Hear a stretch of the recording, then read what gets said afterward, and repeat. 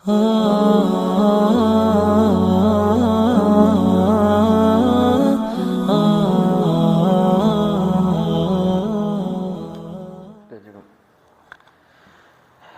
bismillahirrahmanirrahim. Assalamualaikum warahmatullahi wabarakatuh.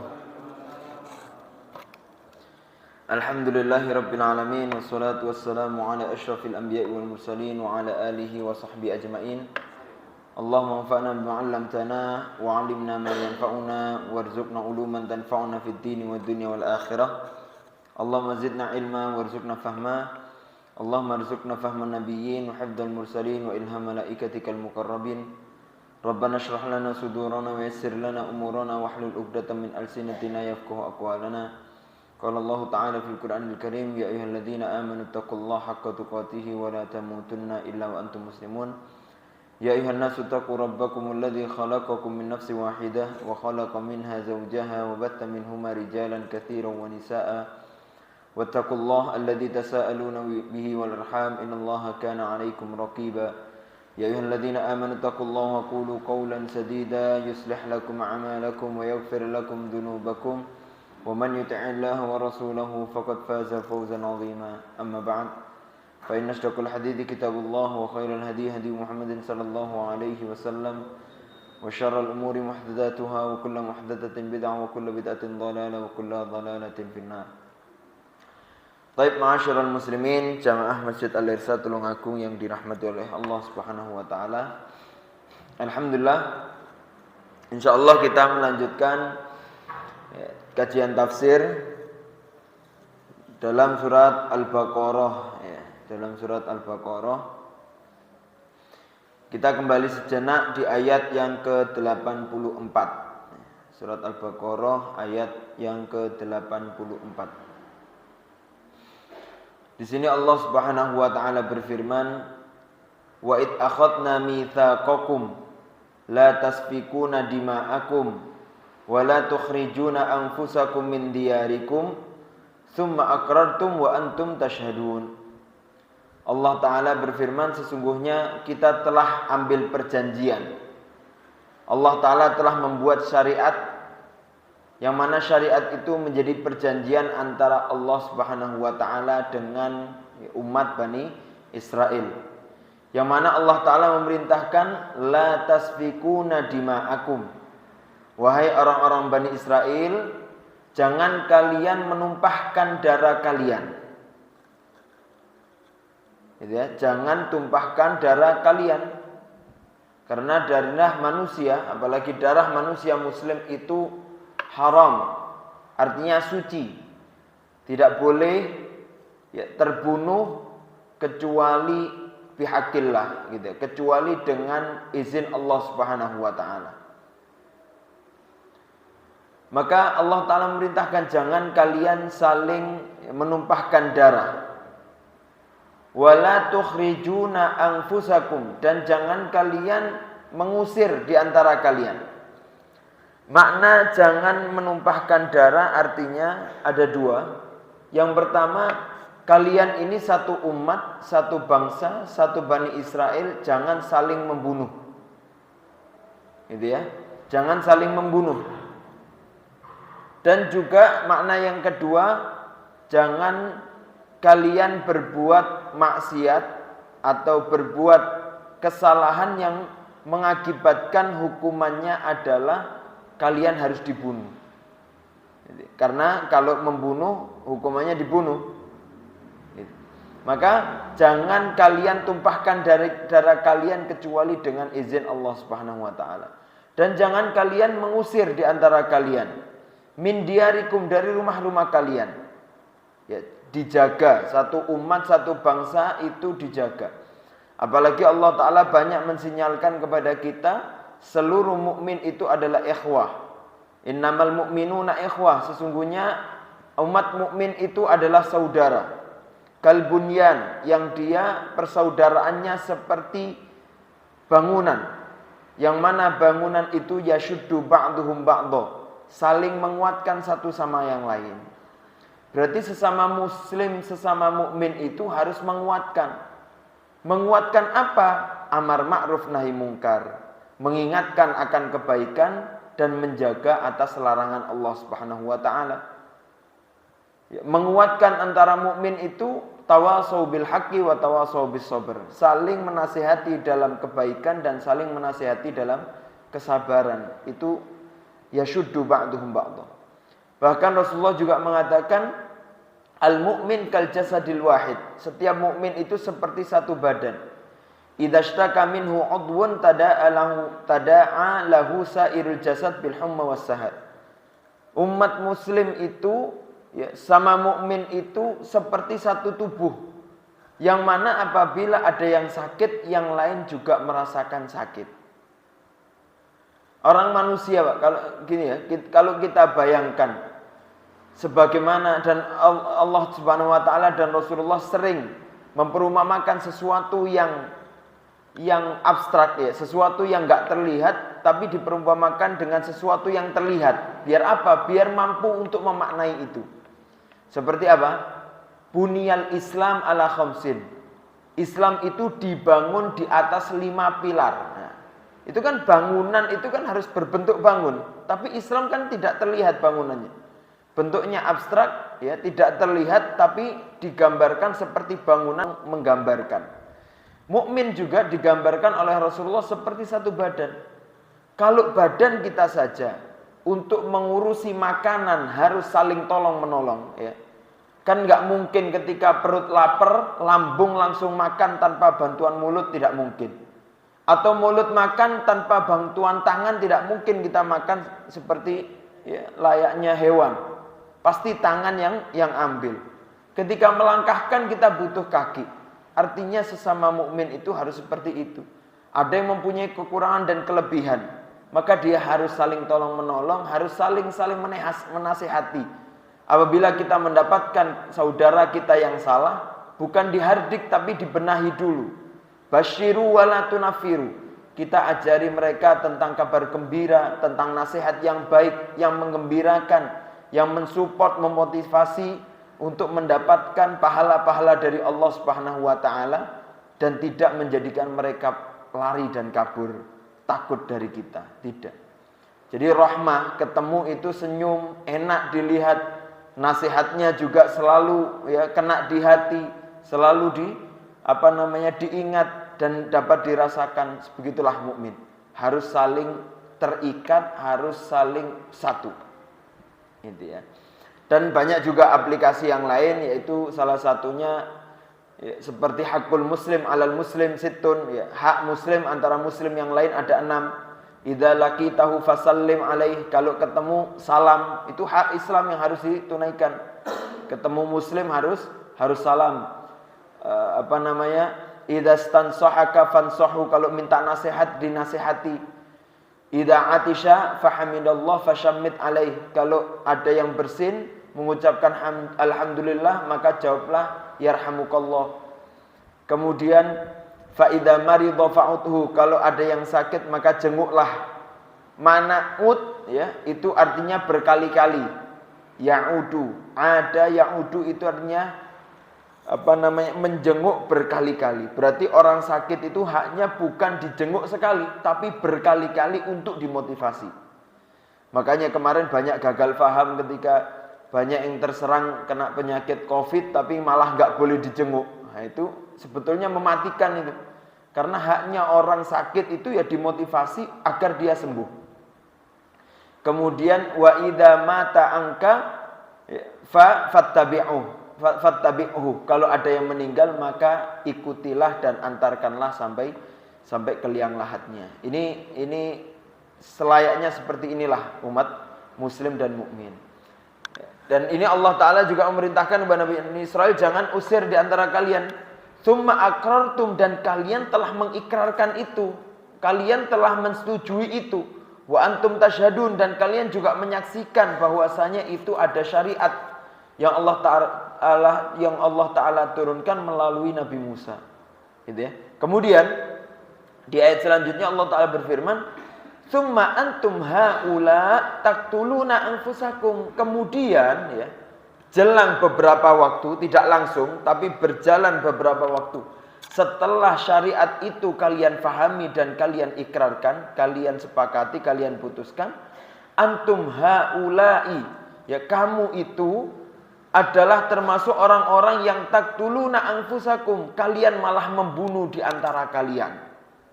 Ya, kalian membunuh di antara kalian, bahkan di antara kalian ada yang harus dikisos sampai harus ditumpahkan darahnya. Wa tukhrijuna fariqam minkum min diyarihim, bahkan di antara kalian telah mengusir sebagian kalian dari rumah-rumah mereka. Dan kalian tadhaharuna alaihim bil itsmi wal udwan, bahkan di antara kalian saling bersekongkol untuk mengusir keluarga kalian sendiri. Ya, kalian bersekongkol dengan negara lain, kamu bersekongkol dengan umat lain untuk mengusir rakyatmu sendiri. Nah, ini naudzubillah ini. Ya, jangan sampai kita termasuk orang-orang yang berkoalisi dengan ya orang lain untuk menghancurkan keluarga dan pribumi sendiri. Naudzubillah. Ini Allah Ta'ala sudah antisipasi dari umat-umat terdahulu. Karena kisahnya ini, ya seperti saya sampaikan, bahwasanya ketika itu Madinah diisi oleh ya, suku besar dari Yahudi. Ada suku Qainuqa itu berkoalisi dengan suku Khazraj. Lalu suku Khazraj itu Arab, gitu ya, dari Ansor nantinya. Kemudian ada namanya suku Quraidah Yahudi dan suku Nadir Yahudi, itu yang paling besar-besar tiga itu berkoalisi dengan Aus. Bahkan jadi Quraidah kadang sama Aus bersekongkol untuk mengusir dari Qainuqa, dari Yahudi yang lain. Ya nanti Qainuqa juga gitu berkoalisi dengan Khazraj untuk mengusir berkoalisi dengan Khazraj untuk mengusir Quraidah atau Bani Nadir. Ini makna tadhaharuna alaihim bil itsmi wal udwan. Jadi saling koalisi dengan yang lain untuk mempecah belah keluarganya sendiri. Wa iyyatukum usara, tapi apabila telah terjadi di kalian ada yang ditawan, tufaduhum, kalian bebaskan gitu. Kalau terjadi peperangan ternyata keluarga kalian ada yang tertawan, baru kalian bebaskan. Tapi itu juga perintah, itu dikerjakan. Sedangkan yang tiga tadi perintahnya tidak boleh membunuh satu sama yang lain, menumpahkan darah nggak boleh, mengusir keluarga nggak boleh, ya, atau mengusir umat sendiri nggak boleh, atau bersekongkol koalisi dengan yang lain untuk menghancurkan umat sendiri tidak boleh, tapi mereka langgar semuanya. Tapi yang keempat, ketika ada yang ditawan baru mereka tebus. Wa huwa muharramun alaikum ikhrajuhum. Padahal kalian mengusir aja kalian lakukan itu, tapi giliran ada yang ditawan baru kalian kerjakan untuk membebaskan itu. Makanya Allah Ta'ala mengatakan, ya ada 4 syariat yang diturunkan ya di pembahasan ini, yang 3 tidak dijalankan, yang 1 yang dijalankan, yang membebaskan budak itu saja yang dijalankan, yang 3 tidak. Makanya Allah Ta'ala mengatakan, afatu'minuna bi ba'dil kitab wa takfuruna bi ba'd. Apakah kalian beriman terhadap satu, ya sebagian kitab, dan yang lainnya engkau kufuri? Semuanya ada pelajarannya, ada syariatnya dari Allah, maka kerjakanlah semua gitu. Ini kalau syariatnya Allah Subhanahu wa taala yang diturunkan ke Bani Israel saja perlu untuk dituruti dan ditaati semua syariatnya, apalagi kita yang memiliki Al-Quran sebagai syariat terlengkap, muhaimin, yang melengkapi dari syariat-syariat terdahulu. Dan syariatnya sungguh kamil dan syamil, semuanya ada. Tibyanan likulli syai', bahkan menjadi solusi terhadap segala sesuatu permasalahan Al-Quran itu. Maka kita harus nu'min bijami kitab, gitu ya. Kita beriman terhadap segala sesuatu yang diajarkan oleh Al-Quran. Tidak sebagian kita imani, sebagian nggak dikerjakan, tidak. Tapi semuanya dijalani. Makanya diperintahkan udkhul fis-silmi kafah. Masuk Islam itu sempurna, semuanya dikerjakan. Maka Pak, lihat ini. Maka apa konsekuensi ketika seseorang hanya mengimani sebagian kitab dan mengkufurkan sebagian kitab syariatnya? Allah Ta'ala mengatakan konsekuensinya adalah Fama jazaa'u may yaf'alu dzalika minkum illa khizyun fil hayatid dunya. Maka hukumannya belum sampai akhirat Allah Ta'ala sudah hukumi. Fama jazaa'u may yaf'alu dzalika. Maka balasan bagi orang yang melakukan itu, yang iman separuh dan kufur separuh, maka balasannya adalah tidak lain kecuali khizyun fil hayatid dunya.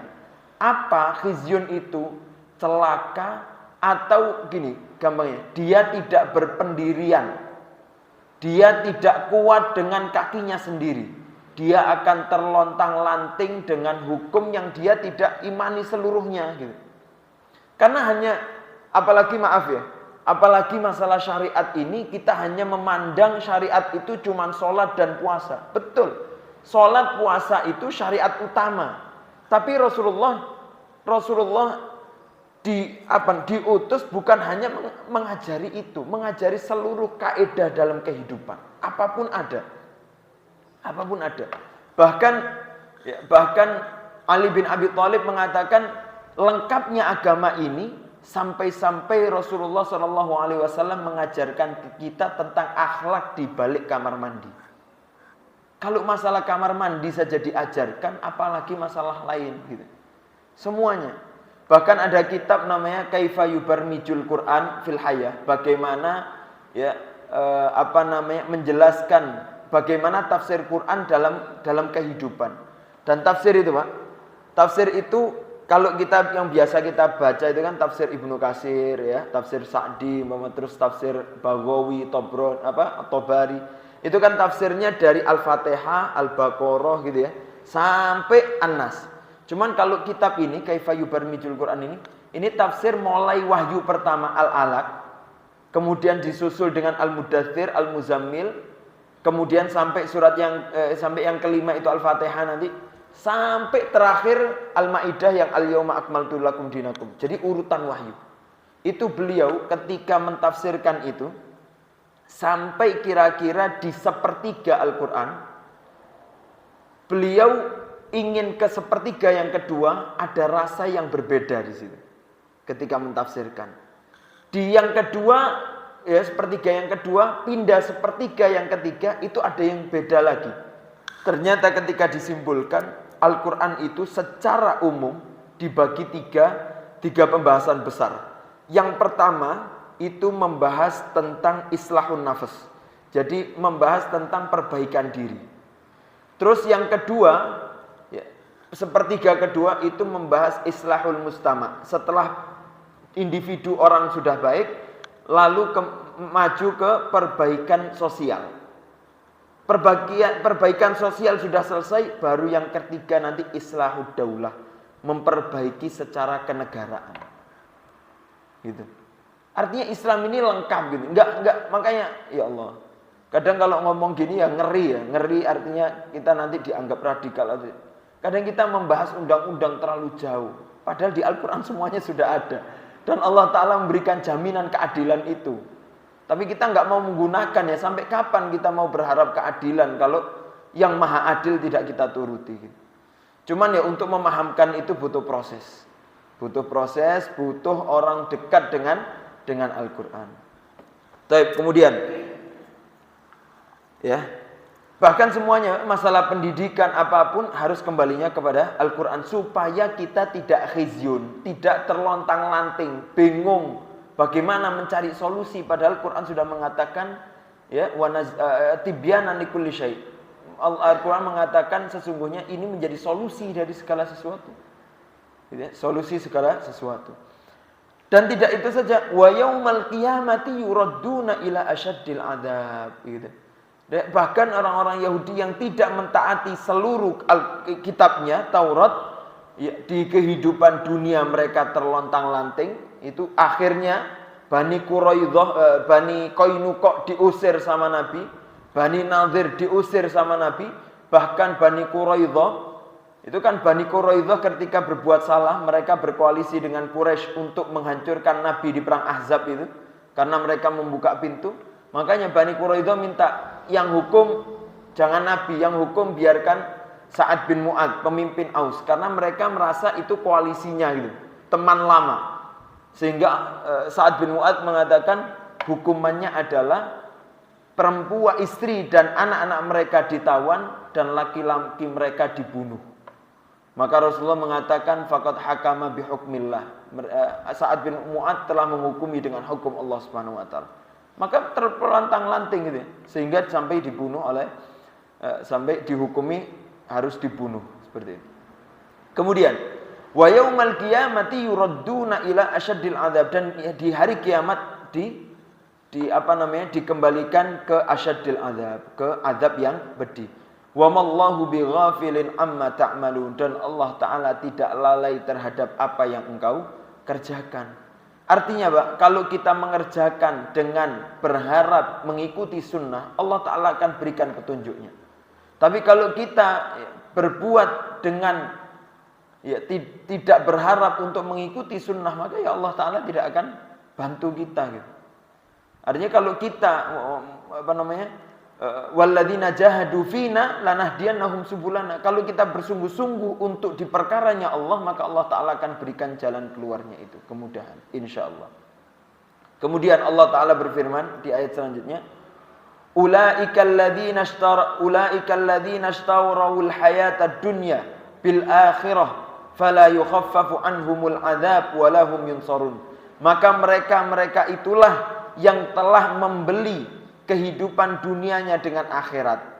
Akhiratnya dijual hanya ingin kedudukan. Enggak mau mengikuti Quran demi dia mendapatkan kedudukan, kekayaan, tidak menggunakan keadilan dari Allah Subhanahu wa taala. Fala yukhaffafu anhumul adzab wa lahum yunsarun. Maka Allah taala sekali-kali tidak akan mungkin meringankan azab mereka, dan mereka tidak akan ditolong oleh Allah Subhanahu wa taala. Karena apa? Karena mereka telah menggadaikan akhiratnya dengan dunia yang fana ini. Hanya berharap kedudukan di dunia tapi lupa dengan akhiratnya. Padahal dunia ini kalau dibanding umur dunia, kita hanya mungkin seberapa persen saja dari umur dunia yang panjang. Berarti di dunia ini hanya mampir, illa abiris sabil, kecuali hanya orang yang mampir duduk untuk minum lalu jalan kembali. Kemudian di ayat selanjutnya Allah taala berfirman, walaqad ataina Musal kitaba wa qaffayna min ba'dihi birrusul, dan telah kita turunkan kepada Musa Alkitab, yaitu Taurat. Ya, Allah Ta'ala menurunkan, memberikan karunia kenikmatan terbesar bagi Bani Israel dengan Allah Ta'ala menurunkan Taurat, kitab langsung dari Allah ya kepada Nabi Musa. Wa qaffayna min ba'dihi birrusul, dan Allah Ta'ala berikan, Allah Ta'ala susulkan setelah Nabi Musa utusan-utusan Allah lagi. Ya, kalau kita kan dapat dari Nabi Muhammad Al-Quran, kemudian tidak ada Rasul ya, kecuali orang-orang yang mengikuti hudatul muhtadin, ya, mengikuti hidayahnya Rasulullah. Tapi kalau Allah Ta'ala mengeluarkan da'i-da'i untuk Bani Israel, bukan hanya dari manusia biasa, tapi dia dari nabi-nabi, kualitas tertinggi, manusia-manusia terbaik Allah Ta'ala keluarkan untuk menyelesaikan urusannya Bani Israel dengan syariat utamanya, yaitu syariat yang dibawa oleh Nabi Musa. Wa ataina Isa bin Maryam, sampai di zamannya Nabi Isa, dan aku lengkapi lagi di zaman Nabi Isa itu Ibnu Maryam al-bayyinat, ya, diberikan penjelasan lagi biar lebih jelas lagi.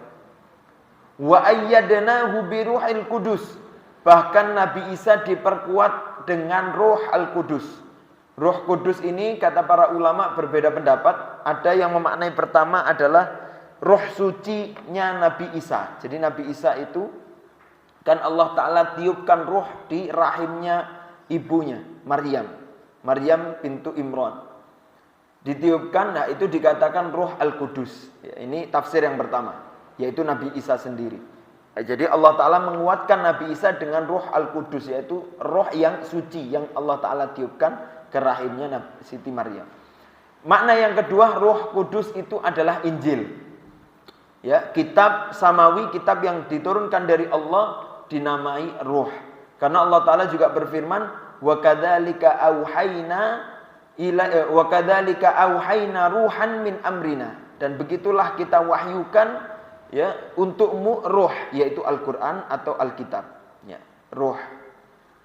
Tapi yang makna ketiga ini yang lebih dekat, Ruh Kudus itu artinya malaikat Jibril. Jadi Nabi Isa itu sering sering dibantu atau didekati oleh malaikat Jibril. Dan ini sering Allah Ta'ala juga mengatakan qad nazzalahu ruhul kudus min rabbika, ya, artinya malaikat Jibril, ya. Ruh yang suci itu adalah malaikat Jibril. Bahkan ya Nabi Isa itu sering dibantu dan ditemani oleh malaikat Jibril. Bahkan ketika beliau dikejar-kejar di akhirnya itu, dikejar-kejar, dan yang menolong dan yang mengangkat adalah yang mengangkat Nabi Isa ke langit. Ya, Allah Ta'ala berfirman dalam surat An-Nisa itu, wa qaulihim inna qatalnal masih Isa bin Maryam Rasulullah wa ma qataluhu wa ma salabuhu walakin syubbiha lahum. Ya. Nabi Isa ketika dikejar, ingin dibunuh, ingin disalib, tetapi Allah Ta'ala ganti serupakan dengan yang lain, dan Nabi Isa diangkat, dibantu oleh malaikat Jibril. Jadi Nabi Isa diperkuat, ya, sama malaikat Jibril. Dengan demikian ini semuanya untuk Bani Israel, gitu. Bahkan Nabi Isa pun dikeluarkan untuk Bani Israel, dari keturunan Bani Israel juga. Karena mereka juga sebetulnya ada ada kesombongan untuk sombong terhadap keturunan.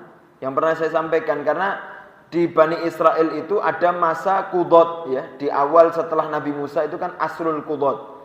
Asrul qudot itu artinya, ya, setiap kabilah, 12 kabilah keturunannya Nabi Yakub itu, setiap 12 kabilah, setiap kabilah dipimpin oleh, ya, pemimpinnya.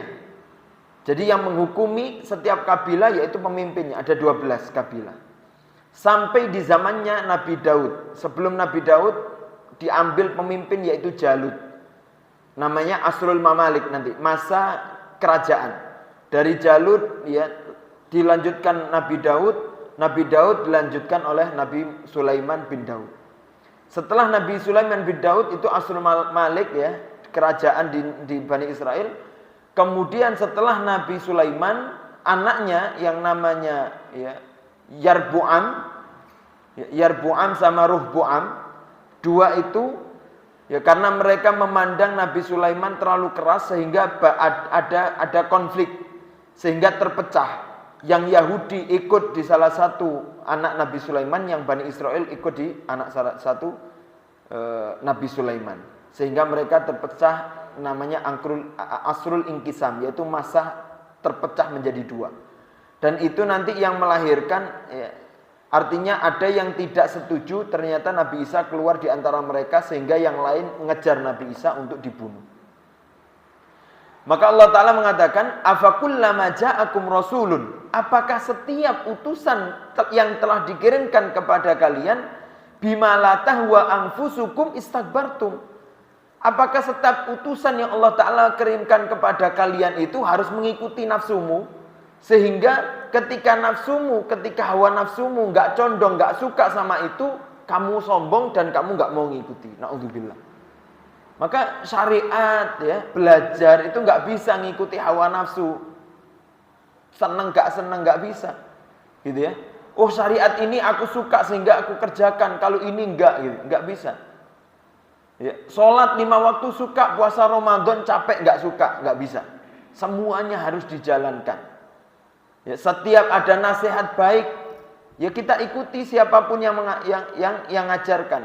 Makanya pepatah Arab mengatakan undur ma qala wala tangdur man qala. Lihat apa yang disampaikan, jangan lihat orangnya, gitu. Selama yang disampaikan baik, la'alla, ya, berharap ada kebaikan di sebuah apa yang disampaikan itu. Maka Allah Ta'ala, ya, mengatakan setiap utusan yang dikirimkan kepada kalian, apapun itu, kalian harus, ya, la tahwa anfusukum, kamu kalau nggak suka istakbartum, kamu sombong. Nah, dia bukan dari kita, dia bukan dari golongan kita, dia bukan ini, sehingga dia tidak mau mendapatkan kebaikan dari dakwah yang lain. Istakbartum farikon, kadzabtum wa fariqan taqtulun. Bahkan sebagian mereka kalian dustakan, sebagian kalian kamu bunuh. Makanya ada nabi-nabi di Bani Israel itu yang sampai dibunuh gitu. Ya kalau di kisah-kisah itu bahkan Nabi Zakaria, Nabi Yahya itu kisahnya sampai dibunuh. Ada yang didustakan seperti Nabi Isa juga dikejar-kejar ingin dibunuh, tapi Allah Ta'ala syubbihalahu. Allah Ta'ala perumpamakan diganti dengan yang lain. Ya na'udzubillah. Karena apa? Karena Rasul artinya setiap utusan atau setiap orang yang menyampaikan kebaikan itu adalah penyambung lidah syariat. Maka kita ikuti selama ada kebaikan itu. Saya ikuti. Karena Pak, para ulama dulu, kalau saya pernah buka kitabnya Imam Syaukani kalau nggak salah, itu di gurunya sekitar 300.000 guru. Beliau mengatakan gurunya 300.000. Yang beliau ikuti secara akidah dan beliau betul-betul dekat dengan guru itu hanya sekitar 1000-an. Ya, sedikit. Tapi ada yang bahkan dari cuman kita ya harus bisa menimbang ya. Ini juga dia seorang imam, seorang guru. Tapi beliau tetap menganggap ya ada orang yang beliau tidak ikuti akidahnya, ya tidak diikuti terus, tapi dia katakan guru karena dia pernah mengajari kebaikan untuknya gitu. Dan beliau terima selama kebaikan itu ya, dikembalikan atau bersumber dari Al-Quran dan Sunnah. Bisa jadi gitu. Umpama kita di masjid ya, atau kita di jalan, kita diingatkan oleh orang yang kita tidak ketahui gitu. Selama yang disampaikan baik, ya kita terima gitu. Tidak melihat orangnya siapa kamu, kok mau menasihati saya, tidak. Tapi kalau nasihat itu baik, kita terima. Sehingga kita juga ya la'alla apabila ya bisa jadi itu menjadi hidayah untuk kita, jalan kebaikan untuk kita dari nasihat itu. Kadang orang itu pernah dengar kajian banyak, tapi ketika aplikasi jarang ngerjakan. Tapi ketika aplikasi terus diingatkan orang baru ingat gitu. Oh iya ya, selama ini yang saya pelajari ya ini, tapi saya lupa. Ketika di jalan diingatkan orang baru ingat. Itu manfaat dari sebuah nasihat. Kita dengarkan azan dulu. Barakallahu fiikum.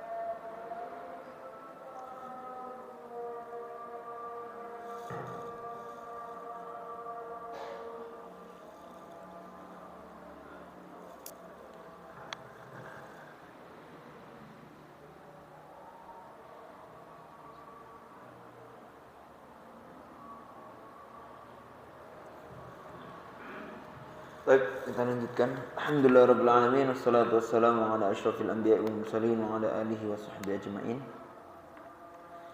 Ya, dan Allah Ta'ala sering juga mengingatkan fadzakir fa inna dzikra tanfa'ul mu'minin.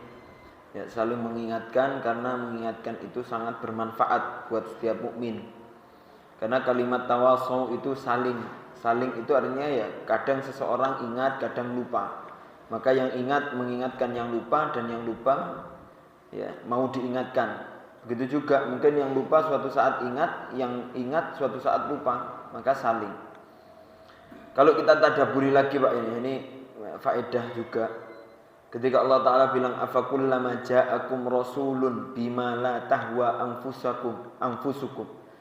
Ini kan seakan-akan Bani Israel ini Allah Ta'ala mengatakan kalau ada datang utusan ke kalian, terus kalian ini menggantungkan, mau mendengarkan itu tergantung nafsu.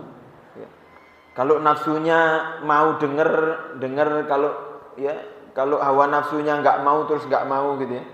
Kalau porosnya adalah hawa nafsu, yang ditakutkan apa? Istakbartum, sombong. Ya naudzubillah. Ini pelajarannya Allah Ta'ala menyampaikan ke Bani Israel, tapi Allah Ta'ala tulis di Al-Quran, berarti buat kita juga gitu. Jangan sampai kita ini ya milih-milih, terus kita milih bukan karena panduan Quran Sunnah, milih karena kita nggak cocok, nggak seneng gitu, karena nafsu, naudzubillah.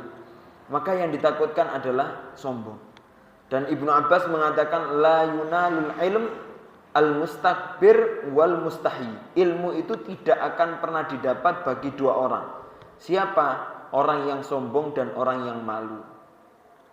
Kalau malu nggak mau tanya, malu nggak mau belajar, ya nggak dapat ilmu. Atau sombong, belum diajari sudah ya nggak mau dengarkan. Naudzubillah.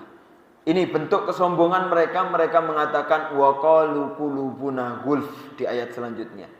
Ya. Bani Israel mengatakan qulubuna, hati kita sudah gulf. Gulf itu bahasa Arab ya. Artinya kalau secara bahasa gulf itu artinya sampul, ghilaf ya. Kalau kita tahu ghilaf itu kan namanya sampul. Artinya sudah tertutup. Ketika mereka mengatakan qulubuna gulf, karena hati kita ini sudah tertutup, sudah penuh. Maka ada dua tafsir di sini. Tafsir yang pertama, Bani Israel ingin mengatakan dan dia ingin mengejek, hati kita sudah tertutup. Wahai Musa, udah nggak bisa, mau diajari apa kita sudah tutup, udah nggak mau mendengarkan. Makanya Allah Ta'ala juga mengatakan surat Fusilat, ya, wa qalu qulubuna fi akinnatin mimma tad'una ilaihi wa fi adhanina waqar. Jangankan hati, telinga saja sudah ditutup, sudah buntu.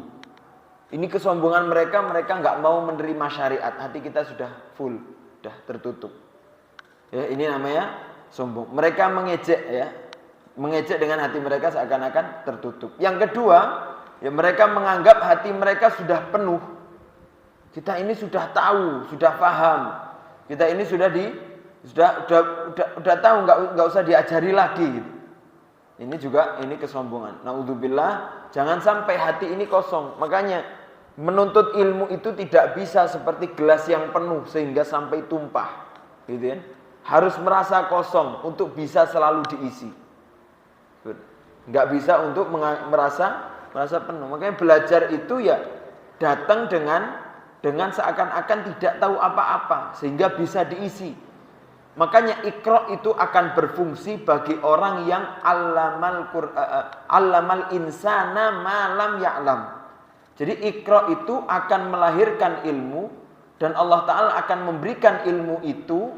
Allamal insan itu kan berarti Allah Ta'ala mengajari manusia yang Iqra, yang membaca, selama dia merasa malam ya'lam, merasa dia tidak tahu. Kalau dia merasa tahu, maka Iqra tidak akan pernah berfungsi. Ya mau baca kitab tapi sudah merasa alah kitab iki roh kabeh aku. Ya gak ada isinya. Lah Imam Syafi'i itu, Pak. Imam Syafi'i itu kadang membaca satu kalimat saja atau membaca satu lembar saja. Itu bisa berkali-kali dan berkali-kali itulah dia juga mendapatkan faedah. Bahkan pernah kisah yang sering kita dengar itu ya, kisah Imam Syafi'i yang silaturahmi di rumahnya Imam Ahmad. Beliau di satu malam ya, ketika sholat subuh keluar tanpa wudhu, karena ya mungkin di kamarnya tempat tamu itu ada bejana isi air yang penuh, dan anaknya Imam Ahmad melihat airnya tidak kurang, berarti nggak dipakai wudhu. Anaknya Imam Ahmad heran, ini bagaimana orang yang sholat subuh katanya imam tapi nggak pakai wudhu. Sehingga kata Imam Ahmad, tanya langsung. Ternyata ketika itu beliau menjawab, Imam Syafi'i, sesungguhnya saya sholat subuh dengan wudhu isya.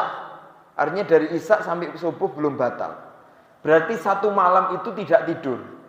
Untuk apa? Untuk membahas sebuah faedah dan dapat mengeluarkan, ya ada yang mengatakan 99, ada yang mengatakan 100 faedah di dalam satu hadis. Yang hadis itu kalau kita lihat aja apa faedahnya itu kita nggak tahu. Bukan soal hukum loh itu hadis itu. Bukan tentang hukum ini hukum, bukan. Cuman hadis Nabi datang ke adiknya Anas bin Malik yang julukannya Abu Umair. Dan Abu Umair ketika itu punya burung yang burungnya meninggal. Sehingga Rasulullah mengatakan, ya Abu Umair, madza fa'ala Nughair? Wahai Abu Umair, apa yang dilakukan? Apa yang terjadi pada burung kecilmu Nughair itu? Cuman itu Pak, itu bisa dikeluarkan sampai 99 faedah. Coba kalau Imam Syafi'i mau mengeluarkan faedah itu dengan merasa, alah ini hadis, ya paling faedahnya apa sih? Ya nggak dapat apa-apa. Tapi kalau dicari dengan rasa kosong dan untuk terus digali, maka terus akan keluar gitu. Cuman segitu saja bisa mengeluarkan faedah. Coba kita saja iseng-iseng mengeluarkan faedah di itu. Paling mentok 5, habis itu pusing. Apa lagi ya kira-kira? Itu sampai 99. Masya Allah. Artinya ya kita ya belajar itu harus dengan rasa ya, perlu. Harus merasa kosong untuk mengetahui. Biar hidayah itu bisa masuk di kita. Biar tidak seperti Bani Israel yang mengatakan kita sudah penuh. Kita ini udah pinter. Balla'anahumullahu bikufrihim. Bahkan Allah Ta'ala melaknat mereka. Ya ada yang mengatakan karena kesombongan mereka Allah Ta'ala laknat mereka. Karena apa? Karena kekufuran mereka. Mereka menutup untuk tidak mendapatkan hidayah. Karena makna kafir itu artinya menutup. Ya. Apa namanya? Sawa'un alaihim a'andartahum am lam tungdirhum. Ya karena orang kafir itu sama, mau diisi nggak diisi tetap, karena mereka tertutup, nggak bisa gitu. Gelas saja kalau tertutup diisi air mau 1 galon ya nggak akan pernah terisi. Allah Ta'ala melaknat mereka, faqalilan ma yu'minun, maka sedikit di antara mereka yang beriman kepada Allah. Tapi ada yang memaknai qalil di sini artinya nggak ada sama sekali, bahkan nggak ada. Ya qalil bukan hanya sedikit, tapi bahkan tidak sama sekali ada yang di antara mereka beriman kepada Allah. Tapi ada yang memaknai qalil itu sedikit, artinya mereka beriman bahwasanya Allah Ta'ala ya Tuhan, mereka beriman bahwasanya Nabi Musa adalah utusan, mereka beriman bahwasanya Taurat itu juga kitabnya Allah, tapi tidak mau mengamalkan gitu. Jadi imannya ada tapi tidak ada amalnya, maka tidak dinamakan kesempurnaan iman. Maka faqalilan ma yu'minun. Kemudian Allah Ta'ala berfirman di ayat yang ke-89, walamma ja'ahum kitabun min indillah musaddiqul lima ma'ahum. Dan ketika Allah Ta'ala datangkan kepada mereka kitab, ya di sini maksudnya kitab Allah, kitab Al-Quran dari sisi Allah, yang mana kitab Al-Quran itu musaddiqun lima ma'ahum. Quran itu membenarkan kitab yang ada pada mereka, yaitu Taurat. Jadi Quran ada itu bukan menghilangkan mereka, tapi malah mensupport, dan Quran itu bahkan membenarkan apa-apa yang disampaikan di dalam Tauratnya Bani Israel. Jadi Quran itu datang bukan menghilangkan Taurat, tidak, tapi malah musaddiq, malah membenarkan apa yang ada di dalam Taurat Al-Quran itu. Ya, makna musaddiq itu, musaddiqan, ada yang mengatakan bahwasanya Al-Quran datang untuk membenarkan Taurat pertama. Jadi Quran datang itu bukan mengatakan Taurat itu tidak ada, tapi Quran datang dengan ya mengatakan bahwasanya betul-betul ada kitab Taurat ya, yang diturunkan kepada Nabi Musa. Atau makna kedua, Al-Quran itu benar-benar membenarkan bahwasanya di Taurat itu Taurat itu ada kalimat yang mengatakan bahwasanya di akhir zaman ada nabi yang akan keluar. Di akhir zaman nanti akan ada nabi yang keluar, yaitu namanya Ahmad atau Nabi Muhammad sallallahu alaihi wasallam. Min qabl, ya, wakanu itu sudah membenarkan. Tetapi wakanu min qablu yastaftihuna 'alal ladzina kafaru. Dan mereka sebelum itu yastaftihuna 'alal ladzina kafaru. Bahkan mereka itu, jadi kalau di Madinah itu, Pak, ya, kan pernah saya sampaikan di Madinah itu sebelumnya penduduknya hanya Aus dan Khazraj. Dan Bani Israel itu semuanya di negeri mereka, yaitu di daerah Syam, Palestina dan sekitarnya. Tapi ketika mereka tahu ada nabi akhir zaman dan mahjarnya, tempat hijrahnya itu di kota yang banyak kurmanya, sehingga mereka berbondong-bondong datang ke mana? Ke Madinah, ke Yathrib ketika itu. Untuk apa? Untuk mereka mengatakan bahwasannya nanti akan ada nabi gitu. Dan itu sudah diajarkan oleh mereka kepada orang-orang Arab, Aus dan Khazraj. Nanti ada nabi sifatnya seperti ini, seperti ini, seperti ini gitu. Maka min qablu yastaftihun, ya. Maka mereka ya seakan-akan bentar lagi kita menang, kita akan mendapatkan nabi, kita punya nabi bentar lagi gitu. Terhadap orang-orang kafir untuk mengalahkan mereka. Tetapi falamma ja'ahum, ketika datang betul-betul nabi itu, ma'arafu, dengan apa yang mereka ketahui selama ini. Jadi mereka betul-betul tahu kalau ini nabi yang sesungguhnya gitu. Nabi yang telah mereka janjikan selama ini, mereka yang tunggu-tunggu selama ini, mereka tahu itu. Bahkan di Al-Quran kan dikatakan ya'rifunahum kama ya'rifuna abna'ahum. Ya. Apa namanya? Bani Israel itu mengetahui ciri-ciri nabi, mengetahui bagaimana nabi itu seperti mereka mengetahui anak-anak mereka gitu. Bahkan Muhammad ketika Nabi Muhammad ketika kecil itu beliau nggak tahu kalau akan tahu jadi nabi, tetapi Yahudi sudah tahu, Bani Israel sudah tahu. Ya, makanya apa namanya Rohib Bahiro itu, pendeta Bahiro yang ketika Nabi ingin hijrah ke Syam sama ingin perdagangan sama pamannya Abu Thalib di umur 12, itu kan ditahan sama Rohib Bahiro. Buat apa? Kalau ini diajak ke sana, Bani Israel tahu kalau ini bakal jadi nabi gitu. Maka jangan. Nah, nabinya nggak tahu, Nabi Muhammad nggak tahu. Makanya kayak Ustadz Muhammad Abri di Surabaya itu pernah mengatakan bahwa seakan-akan yang punya legalitas kenabian itu Bani Israel.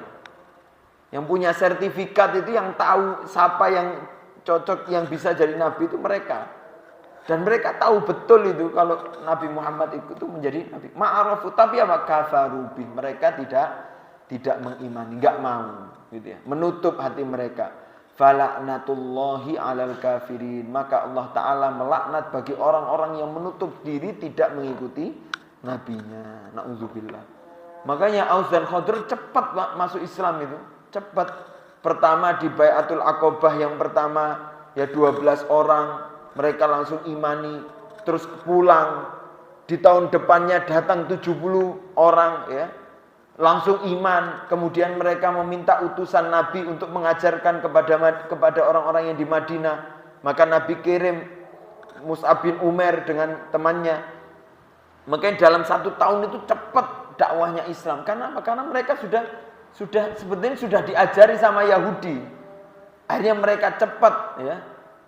Mumpung belum Bani Israel yang mengimani ini, maka ya, orang-orang Madinah, Aus dan Khazraj mengimani dulu. Ternyata Bani Israel dengan kesombongannya mereka tidak mau mengimani. Na'udzubillah. Kemudian bi'sa mashtarau bihi anfusahum, Allah Ta'ala celakahkan mereka lagi karena mereka sombong itu. Bimastarau bihi, karena mereka telah ya membeli dengan kekufurannya ya, jiwa mereka, an yakfuru bima anzalallahu bagian, mereka kufur terhadap apa yang telah diturunkan oleh Allah Subhanahu wa taala secara bagian, secara hasud ya, secara iri dan dengki. Dan kalau bagyun, ya bagyun itu hasad, tapi kalau hasad itu iri tok. Ya, ada 3 ya Pak. Kalau ghibtoh itu jamaah biasanya ngomong ghibtoh ya. Ghibtoh itu iri tapi iri untuk kebaikan.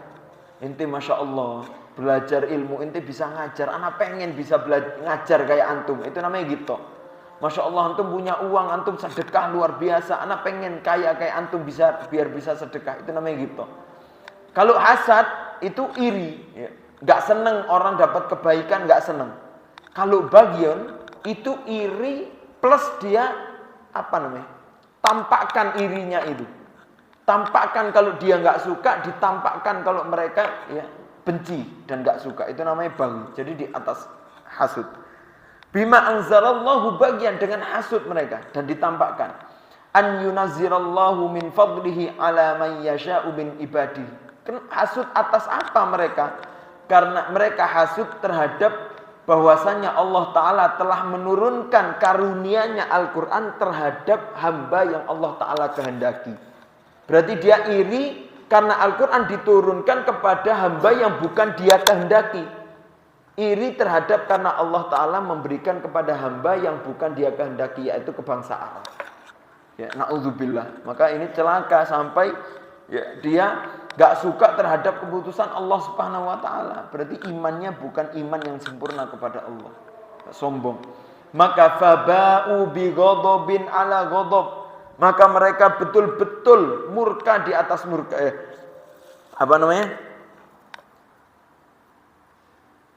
Makanya mereka itu murka di atas kemurkaan. Pertama Nabi Isa mereka murka. Kedua Nabi Muhammad sehingga mereka lebih murka lagi. Melihat Nabi Isa seperti itu mereka murka, melihat Rasulullah mereka lebih murka. Walil kafirina adzabum muhin. Maka bagi orang-orang kafir azab yang pedih. Nauzubillah. Ya. Mungkin itu saja yang bisa saya sampaikan. Insyaallah kita lanjutkan di pertemuan selanjutnya. Semoga ada banyak manfaat yang bisa kita terima dan bisa kita amalkan. Ya ala kulli hal kita harus cinta terhadap ya Al-Quran. Kita harus jadikan Al-Quran itu ya pertama menjadi bacaan, kedua menjadi sebuah pedoman amalan di dalam kehidupan kita ya. Karena Allah Ta'ala juga mengatakan di dalam hadisnya, orang-orang yang dekat dengan Quran itu atau penghafal Quran itu termasuk ahlullah, keluarganya Allah. Kalau keluarga itu coba kita bayangkan, keluarga itu kan otomatis mendapatkan apa? Privilege ya bahasa sekarang, dapat prioritas utama. Prioritas itu artinya apa? Ya mendapatkan sesuatu yang jarang orang dapati, tapi Allah Ta'ala berikan bagi orang-orang yang dekat dengan Quran. Kalau ingin ke surganya Allah, kalau dia ahlul Quran, kira-kira kayak anak yang ingin masuk kamar orang tuanya. Kira-kira ada ketuk pintu, kira-kira ada otomatis sama orang tuanya ya masuk gak masuk tafadhol. Itu namanya anak, keluarga. Bebas mendapatkan ya. Ada orang itu yang dipegang kepalanya marah, tapi kalau anaknya seneng. Jadi mendapatkan sesuatu yang lebih dibanding yang lain. Maka orang-orang yang dekat Quran, Allah di dalam hadis dikatakan mereka adalah ahlullah, berarti mereka mendapatkan keutamaan lebih dari Allah Subhanahu wa Ta'ala. Maka semoga kita menjadi ahlullah, menjadi orang yang dekat dengan Quran insyaallah ya, dengan banyak membaca Al-Quran dan banyak mengamalkan, mempelajari, mentadaburi apa yang ada di dalam Al-Quran Allah Subhanahu wa Ta'ala. Jazakumullah khair, semoga bermanfaat. Minta maaf kurang lebihnya. Subhanakallah wa bihamdika asyhadu an la ilaha illa anta astaghfiruka wa atubu ilaik. Akhiran alhamdulillahirabbil alamin. Assalamualaikum warahmatullahi wabarakatuh.